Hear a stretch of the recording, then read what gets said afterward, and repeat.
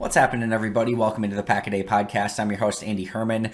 Thank you so much for joining me. You can follow me on Twitter at Andy Herman NFL. Still not 100% back to myself. As you can tell, my voice is still not completely there. Still recovering from an incredible Bucs Game 6 championship victory. Thanks for sticking with me through my very quick Bucs podcast 2 days ago. And then a huge thank you to Dan and Janelle for filling in yesterday, which it actually worked out perfectly because they weren't technically filling in. They actually asked me early in the week if they could do yesterday's episode, and the timing just ended up being impeccable. But if you haven't had a chance to go check out their podcast from yesterday here on YouTube, make sure to do so. It was a ton of fun. They talked about what an expansion draft would look like if the Packers were involved, and if there was an NFL expansion draft. Of course, we just had one with the Seattle Kraken in the NHL, so as two big hockey fans, they had a great time talking about that topic, and it was a ton of fun to listen to.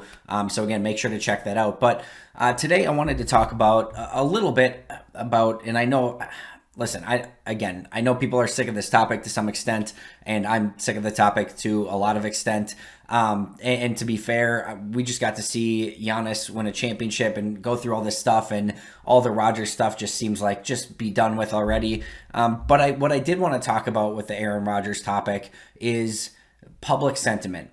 And it seems to be swaying right now in the favor of the Green Bay Packers. And I think I have some idea why.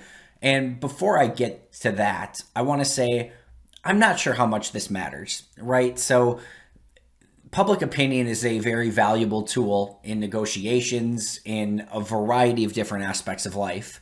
But in this situation, while I think it's noteworthy right now, in the end, it may not matter all that much. And what I mean by that is if Aaron Rodgers comes back in a week, 2 weeks, 3 weeks, and says, I'm ready to go, and whatever, 90+% of people are going to be like, sweet, he's back, I'm ready to go, I'm all on board with Aaron Rodgers and the Green Bay Packers, right?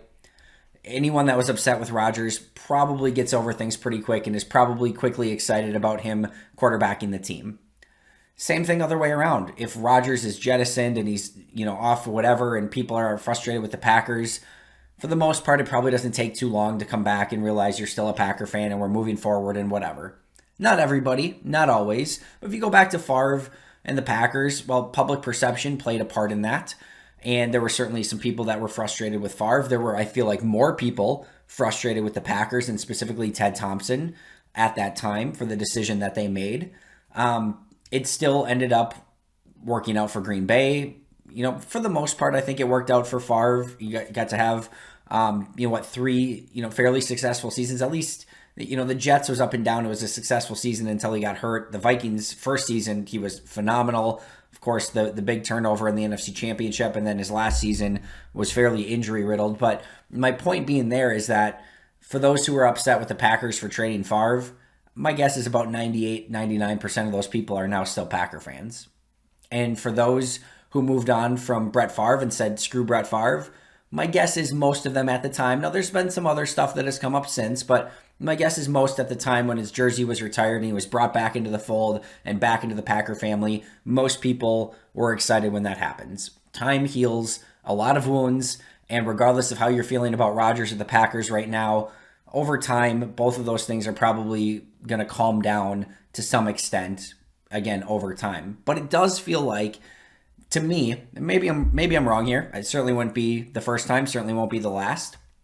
It does feel like public perception is swaying a bit, if not a lot, in the favor of the Green Bay Packers. And before I get into my discussion, I actually want to play something from Peter Bukowski, who's on Locked On Packers, who had a pretty strong take. It was yesterday on Locked On Packers that I want to play for you. I want to give my thoughts, and I want to go over why I think it's heading in this specific direction. Here's Peter.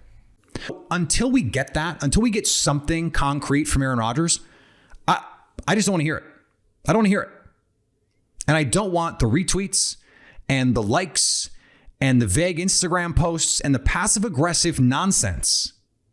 It's just not how mature adults handle literally any situation. This is childish behavior. This is petulant, immature behavior from a 3-time MVP, Super Bowl MVP, all-time great. And I have tried to be measured about it to this point. I really have. Because it's going to piss off a lot of people that I feel this way, that I'm saying this. Because they're going to defend Rodgers to the end. They are going to cape up, and it's going to be, nope, it's always the player. He's always right. And he never had anything to do with any negative anything. That's just what we do now. But the behavior, frankly, it's embarrassing. It's embarrassing. If I had a friend acting this way, if I'm David Bakhtiari, I'm going 12. What are you doing? And he's giving the diplomatic answers. He's going on Ryan Russillo, and he's doing the diplomatic thing and saying, as a friend, I want him to do what's best for him. As a teammate, I'd love for him to be back. No, as a friend, you say, stop being a jerk. We all need people in our lives to say, hey, dude, this is not it. If I were acting like this, there are people in my life that would say, what's the deal? Why are you acting like this? Why are you handling it this way?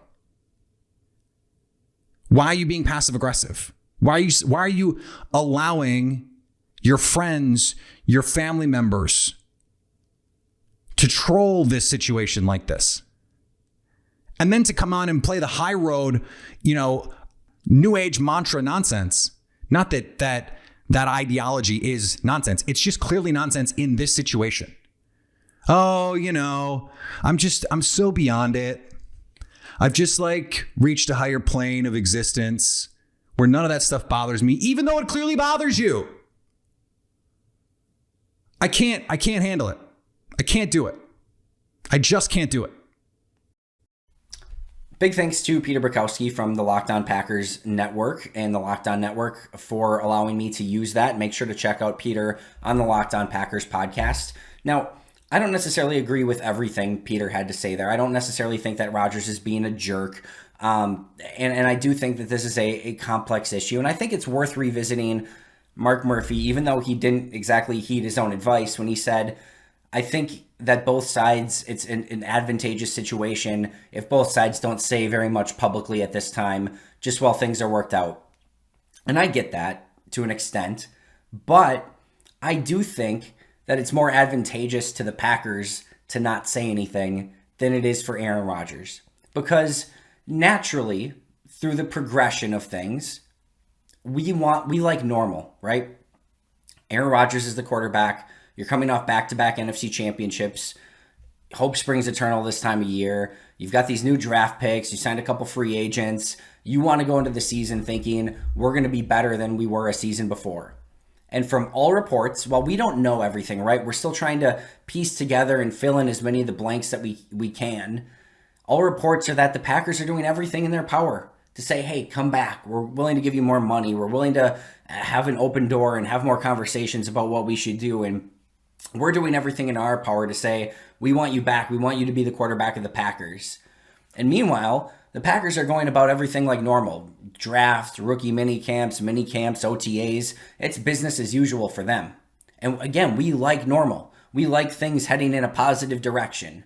And to us, the Packers are the ones that are keep trying to head in a positive direction.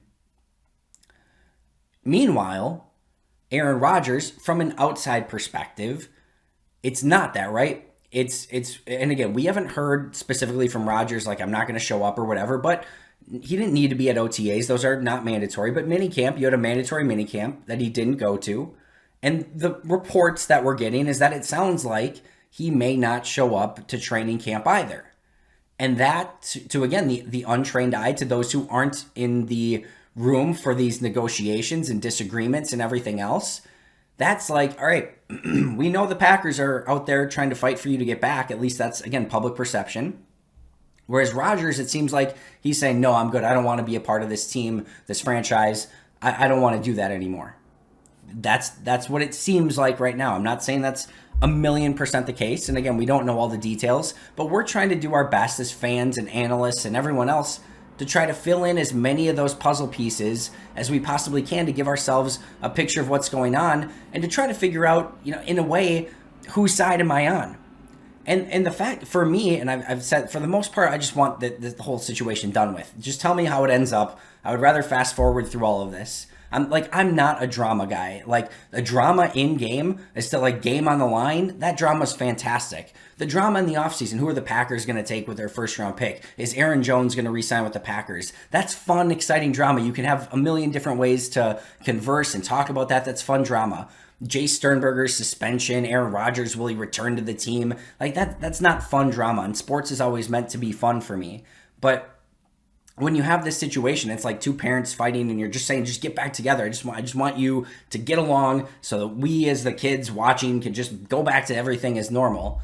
The perception is that with Rodgers not talking, he comes across, as kind of Peter mentioned, he kind of comes across looking as the jerk, whether it's passive aggressive or whether it's retweets from family member, in-laws or whatever the case may be. It doesn't come across the greatest. And here's my thing. I get that maybe it's not in everyone's best interest to have Rodgers come out and talk. And I'm not saying he needs to come out and go on a tirade of why he hates the Packers and Mark Murphy and everything like that.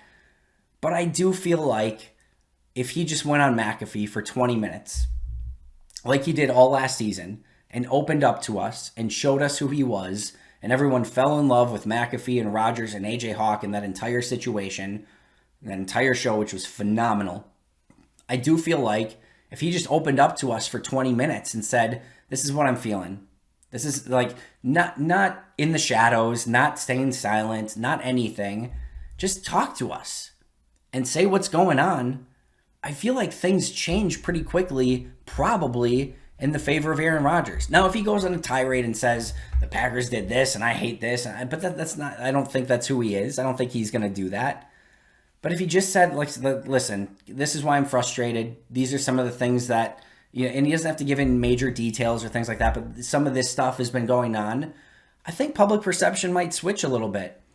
But when you don't have a concrete anything from Aaron Rodgers of what's going on, it's easy to say, you know what, just go to Jordan Love. Like, just go in a different direction and we'll figure out the rest later. If you don't want to be a part of this, and again, we're filling in the blanks. We have not heard Aaron Rodgers say to us in any form, I don't want to be a Green Bay Packer, or I want to be traded, or I want out. We know something's going on and we can jump to some conclusions, but we haven't heard that from the horse's mouth.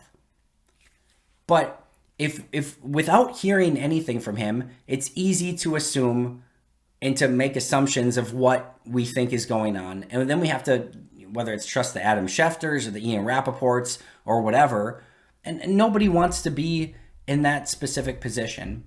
And again, I think with the Packers maintaining status quo, showing that they want Rodgers back, I think public perception is more on their side right now. And I see more and more people saying, you know what, we'll figure out whatever. We're the Packers. We carry the G. We'll figure things out. Either you're with us or you're not. And we want you, I think more people than not want Rodgers to be the quarterback of this team, but they're kind of sick of all of it. They're sick of all of it. I'm sick of all of it. So I don't necessarily know that I can wrap this up with a bow and say, here's how it's going to end. Here's how it should end. Here's what Rodgers should do. Here's what the Packers should do. Frankly, I'm probably not smart enough to figure out everything with that. But I do think that with Rodgers staying in the shadows, not saying anything, I think that's hurting his perception. I think it's hurting his relationship with the fans. And I think right now, if you would poll most Packer fans, I think they would say, listen, are you Team Rodgers or are you Team Packers? I think, frankly, more people would say they are Team Packers at the moment.